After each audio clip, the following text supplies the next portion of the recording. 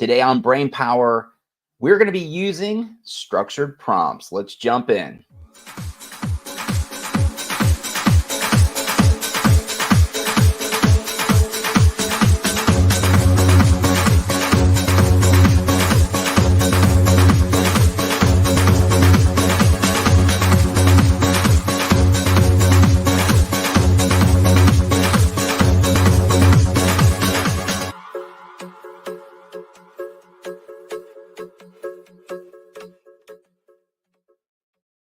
Hello, friends. It's Josh. Welcome.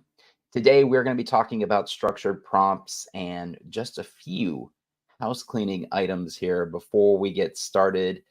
Remember that you can always go to Brainpower, joshcavalier.com/brainpower to download this week's episode file. You're going to need it because we're going to be doing a lot of prompting in today's walkthrough that we're going to go through together. So what you'll do is just go to the URL. You're going to scroll down to the episode, hit the download file. So today is episode 8. Hit the download file, and that is going to get you a PDF document with all the prompts. So you can see there's going to be a lot of prompting here today.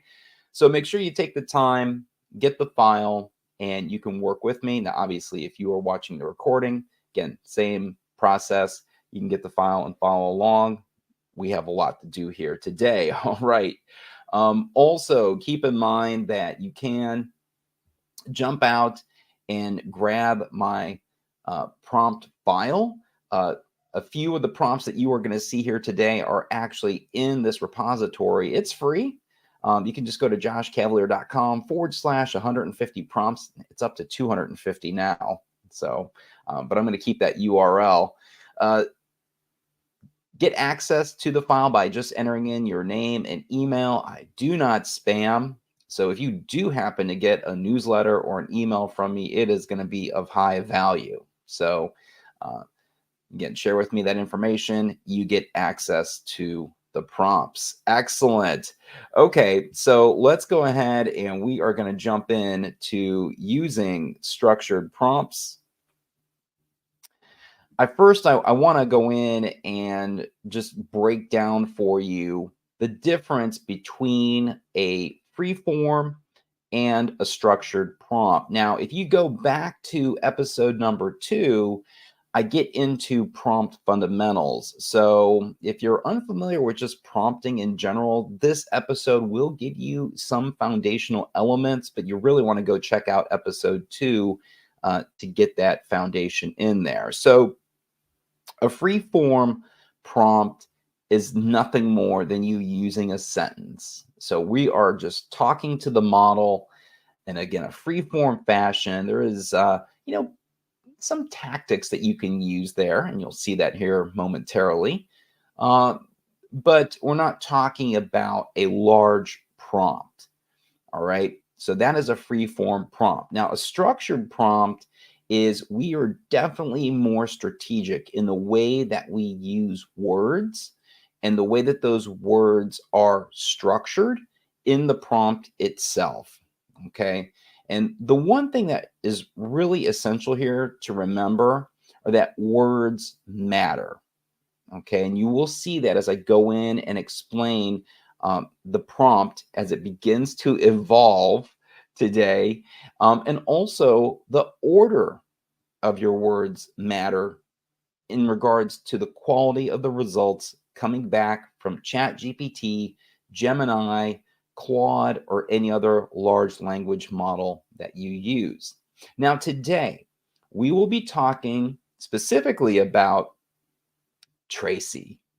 And Tracy is one of my favorite structured prompt formats, and it stands for task, role, audience, create, and intent. Now, you're going to notice that when you look at other prompt repositories or other AI professionals out there, there's going to be some other formats and some other structures, and that's fine. There are very specific structures that are used for certain types of outputs.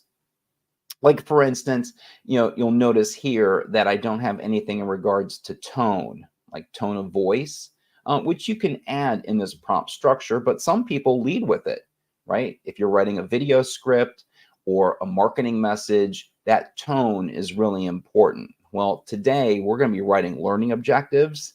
So tone doesn't necessarily, have an impact on that learning objective. So it's not front and center here in the prompt. Okay, so we'll be looking at Tracy prompts here shortly. Excellent. All right, so let's go ahead and we're going to start by getting into Chat GPT. And I'm going to be bringing up these individual prompts. Now, so if you have the sheet in the background, you can see I've gotten a little bit of a head start here. But if you have that sheet, get it ready. And I'm going to start this process over again, going through each of those prompts. So again, let's grab the sheet. And I'm going to be talking about each of these here as we do the prompt. All right, so ready? Get Chat GPT open. It's open and ready. I'm going to make a new chat. And today I'm going to actually use the 3.5 model. So for those of you that have the free account, you are good to go. You are actually going to see some really cool results happen with the 3.5 model, which, just in comparison, the 3.5 model has 175 billion parameters, where the 4 model has over 1 trillion parameters in the model. So with 4, you get richer, deeper type responses, but we're going to go with 3.5. Let's see what we have there today as we go through these prompts. Okay, so let's go with our first prompt here today. And this is going to be, as I switch back over to the PDF document, a very simple prompt. Now, if you follow me, you know about this smoked potato salad. For those of you that are brand new, this is something that I mention or I use constantly. It is my control statement when I use AI. How do you you cook a smoked potato salad, right? Well, you have it here today. So that's going to be our topic, and I'm going to just grab that first prompt. And you'll notice that this prompt is a great starting prompt. It just describes the task. That is it. Write learning objectives on how to cook a smoked potato salad. And so, when this prompt is processed in ChatGPT or whatever model that you're using, the words that are here and the order of the words have a direct impact on the results coming back. So, for instance, the words learning objectives, right? Just the order of those words is gonna have an impact. And what's really funny is I've already made somebody hungry. Sorry, we go live at noon Eastern on the East Coast. And so that has a bearing. Also, smoked potato salad, that order has a bearing on the results coming back, and obviously the verb write. Okay, so those are very important words. Again, the order of the words have an impact. Let's go ahead and check out that prompt. I'm going to go ahead and copy that prompt and take it back over to ChatGPT. And what's great about doing a live is that we do this without a net. Now, I could, again, run these prompts ahead of time, but this is real world. I'm not going to go ahead and tee these up and have these done ahead of time. And so let's go ahead and see what we have here. All right. So at first glance, these look just okay. All right. Identify ingredients, understand the smoking process. So learn the fundamentals of smoking food. Bop, bop, bop. They just look okay. But, there's some things in here that make me a little nervous, like the words or the verb understand. So if you start seeing verbs like understand, know, learn, how do you measure those? Right? So that inherently is an issue. So again, these are just okay. I don't necessarily have any time information in here. In regards to measurement, what am I measuring out of these learning objectives? So we got a little bit of work to do here with these learning objectives to begin to expand upon the quality. And we're also going to be working on that prompt to get better results coming back. Okay, let's go to our second prompt. Now, before we do that, you'll want to start a brand new chat. Why is that? Well, if we continue to use the same chat window, all the words used in the prompt and all the words that are part of the result are going to impact the probability of words coming back. So all the words that you see here are now in play. Well, we don't want to do that. We really want to kind of build up and take a look at these unique responses back from ChatGPT with each and every prompt. So just keep that in mind. With every prompt that you create, it's going to be unique. So you got to make a brand new chat. So let's do that. We're going to go up in the upper left-hand corner and we're going to make a brand new chat. And we'll go to our second prompt. Now we begin to add additional details into the prompt beyond the task. Now we're going to get into the role.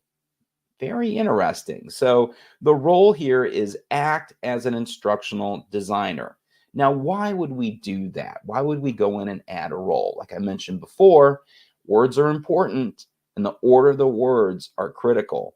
So just by going in and adding a role, instructional designer, any and all words related to instructional design are now in play or have a higher probability of coming back. That's a pretty large domain.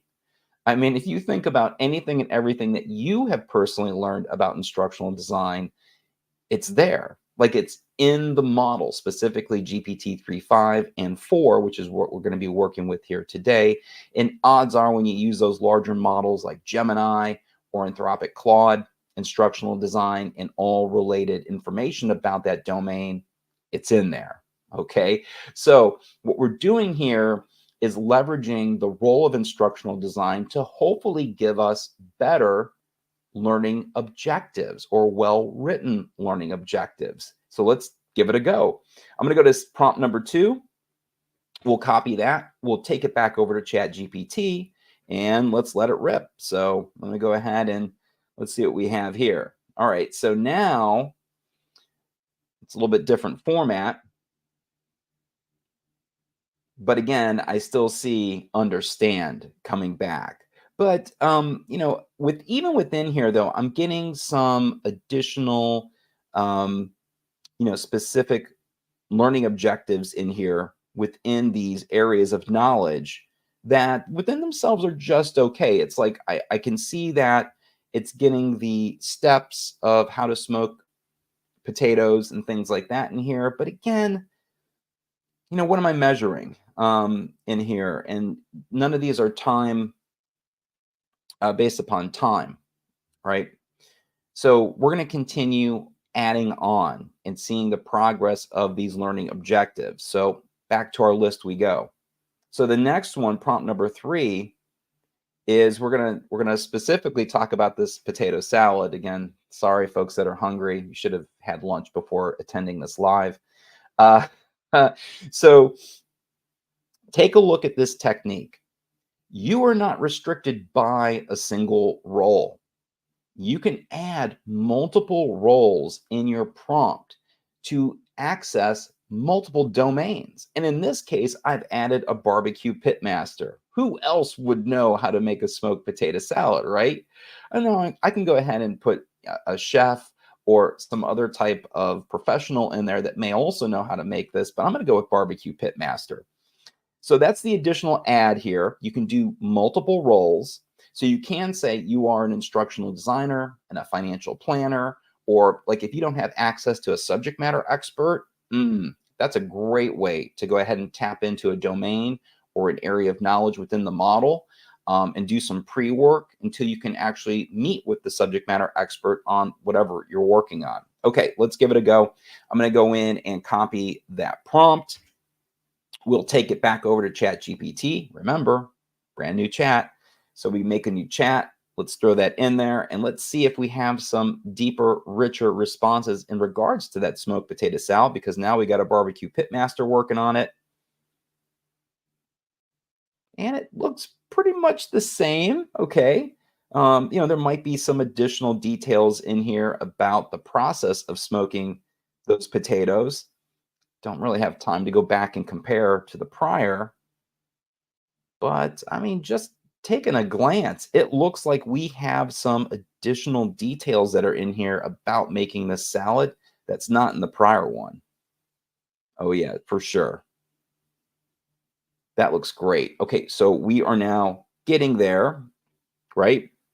Let's continue. Let's go back over to our list. Now we begin to start making adjustments in regards to the task. This is where the details of the task come into play as we move and march towards creating the structured prompt. And so, when you look at the learning objectives, again, there may be some individual nuances to them that just are not working out, right? Like I want it to be specific, I want it to be time bound, any kind of criteria in there, right? That I need. Maybe I'm not seeing it. So in this prompt, we make an adjustment to where there are now rules around the task. And this one's not too much of a big change, but I'm going to go in and say well-formed, detailed learning objectives, right? But what does that mean? And it really comes down to the words well-formed, detailed, and then learning objectives in sequential order to hopefully pull back, again, based upon probability, better structured learning objectives. So let's try prompt number 4. I will copy that into the clipboard, go over to ChatGPT, make a brand new chat. Let's go ahead and throw it in there and run it. And again, you can see here,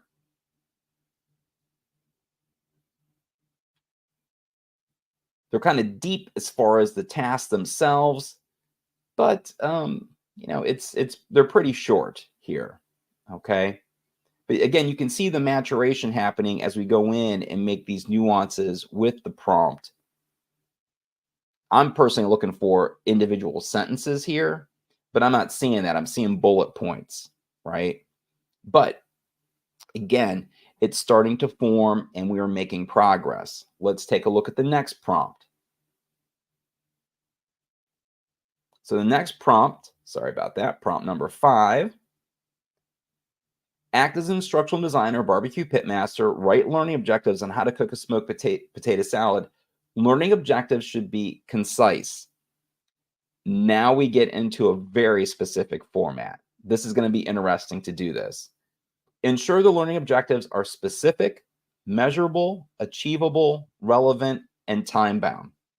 Now, what's interesting about that specific instruction? This is just one of, maybe many different learning objective formats that you have probably encountered or learned over your career, is that there's a couple different things at play here. One, remember the role instructional designer that is in play. So now we are working with the domain within the model, anything and everything about instructional design, right? So that brings in the sense of probability with those words, but then we compound it by going in and leveraging this specific instruction here, right?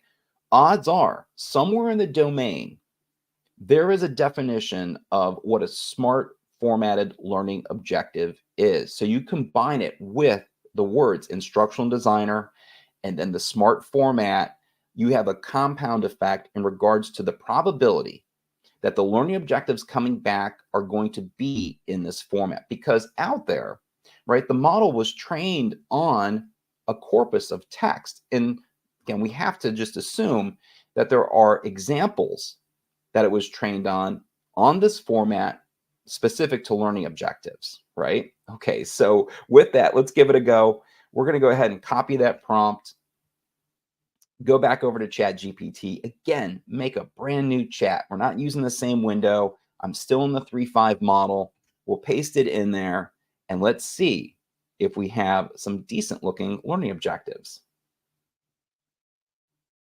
Now they're down to one sentence. Okay, so they're down to one sentence. Learners will be able to identify and gather appropriate ingredients, including potatoes, and I'm still not seeing anything about time or measurement here. All right, let's talk about that. So remember I said I was going to go and intentionally use the 3-5 model, right? And it has less parameters in there.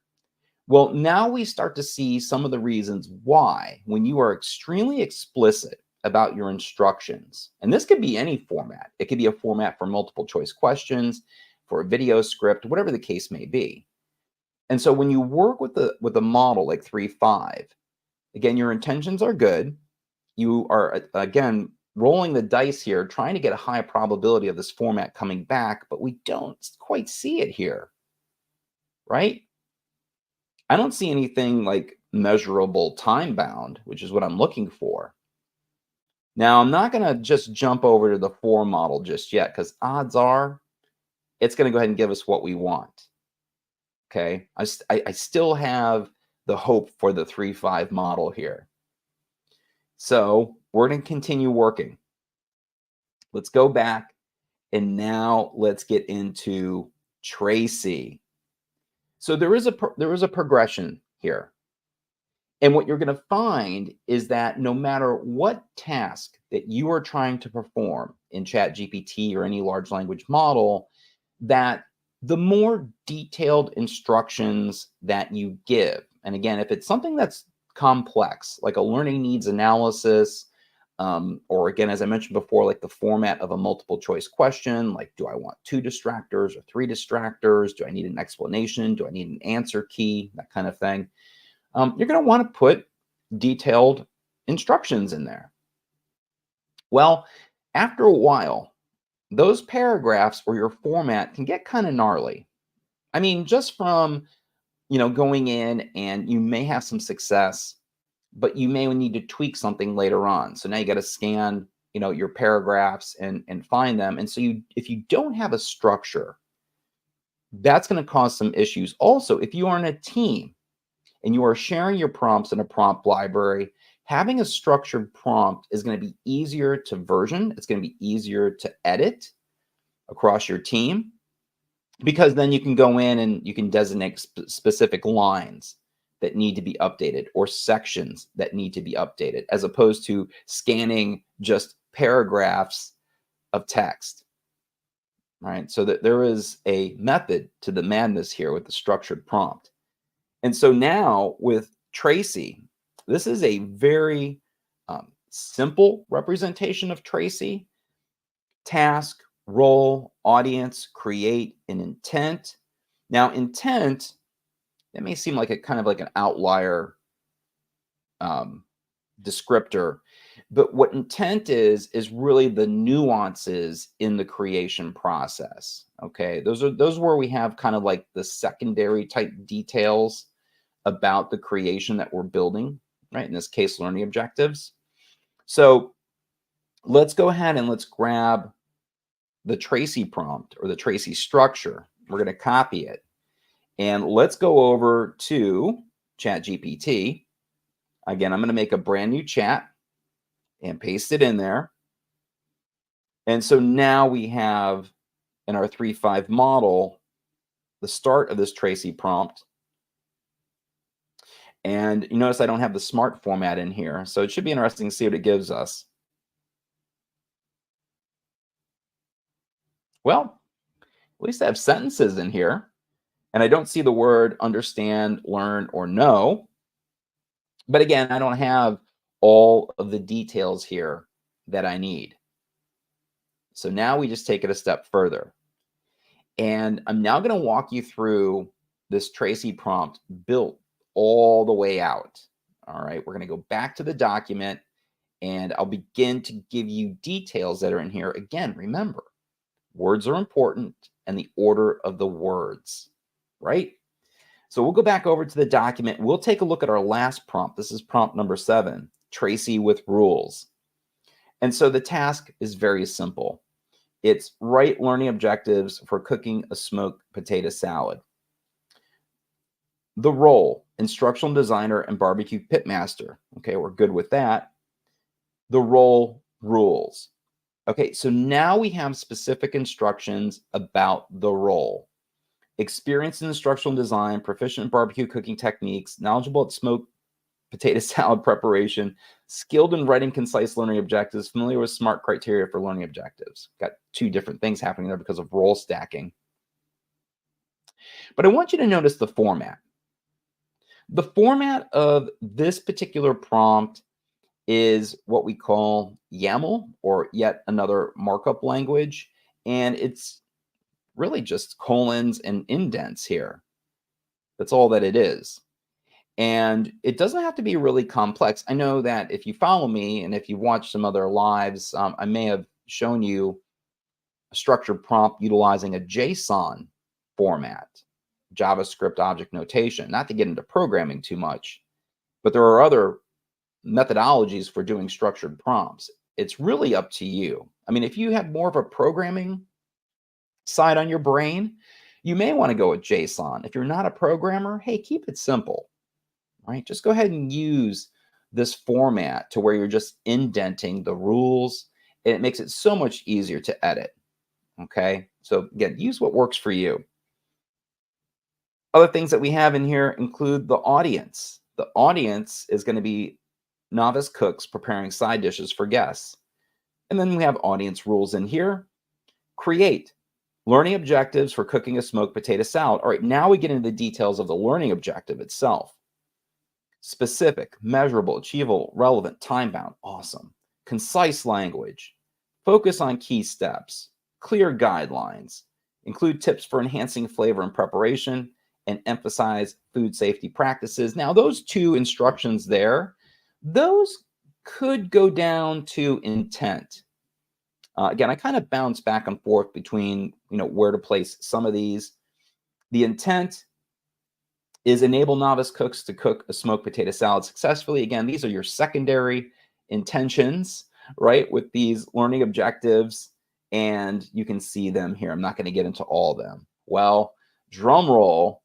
Let's go ahead and let's do this last prompt, the structured prompt here. So I'm going to copy that and get it into the clipboard. And we're going to go back to our 3-5 model. So come on, 3-5 model. I know you can do it. Let's see if we can get from you some really awesome learning objectives.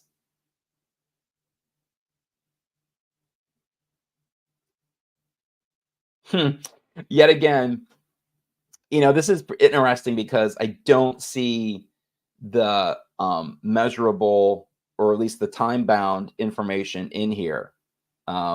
Just don't see it, even though we were explicit in the prompt. The 3-5 model is not giving me what I want. Again, I'm looking for that SMART format. I'm not seeing the time-bound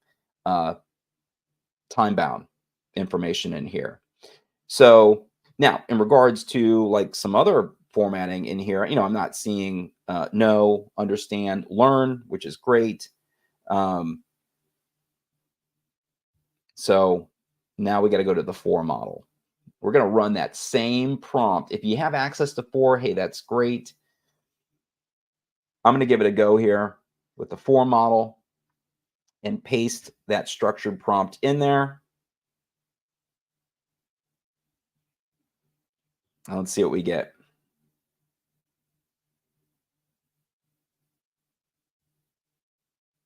Yeah. So now we get some really well-formed learning objectives in here. So for instance, let's look at number 2. Learners will demonstrate the ability to correctly prepare and use a smoker or smoking setup, including managing temperature and smoke levels to smoke potatoes. Success will be measured by achieving a uniform smoky flavor in the potatoes without burning them within a time frame of 1 to 2 hours. That's observable, right? So again, it's interesting as we build up these prompts, eventually getting to a structured prompt. You can see how powerful they are and how it is a progression. And depending upon where you are at with your prompting skills, you may end up starting all the way back over here with just a simple task.